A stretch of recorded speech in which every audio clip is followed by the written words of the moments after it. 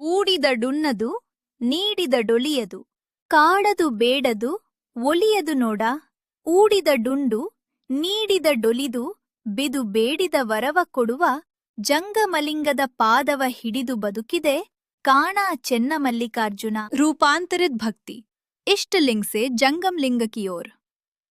ಊಡಿದಡುಣ್ಣದು ನೀಡಿದಡೊಲಿಯದು ಕಾಡದು ಬೇಡದು ಒಲಿಯದು ನೋಡ।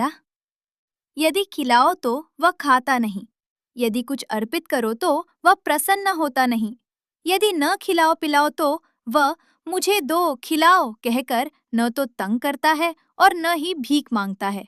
लेकिन खिलाने पर जो खाता है, अर्पित करने पर जो प्रसन्न होता है और मांगने पर मनचाहा वरदान देता है, उस जंगम लिंग के चरणों को पकड़कर मैं जी रही हूँ।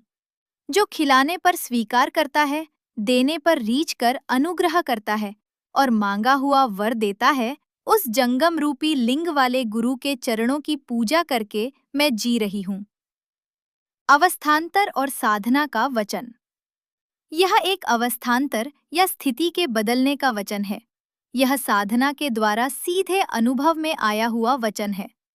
इष्टलिंग भक्ति सिखाने के लिए, भक्त की भावनाओं को व्यक्त करने का एक माध्यम बनने के लिए और पूरे समाज को एक सूत्र में जोड़ने के लिए एक साधन है। इष्टलिंग के इस विचार को दीक्षा के समय ही समझाना बेहद आवश्यक है। इष्टलिंग भक्ति से जंगम भक्ति की ओर झुकाव। अक महादेवी जी अब इष्टलिंग भक्ति से जंगम भक्ति की ओर मुड़ गई हैं।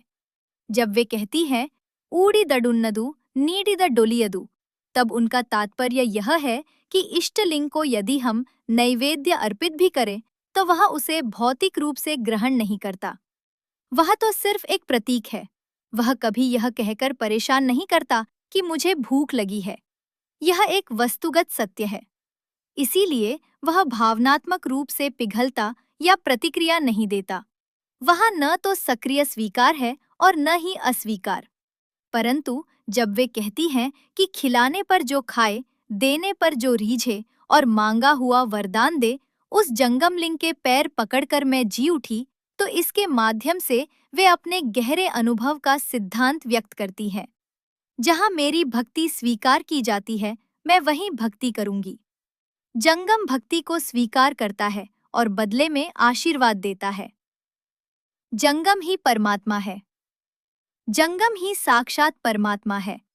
जंगम का अर्थ है जिसने परम सत्य का साक्षात्कार कर लिया हो, आत्मज्ञानी या सिद्ध पुरुष। यह कठोर साधना से प्राप्त किया हुआ सत्य का प्रकाश है। वही प्रकाश गुरु है और वही प्रकाश जंगम है।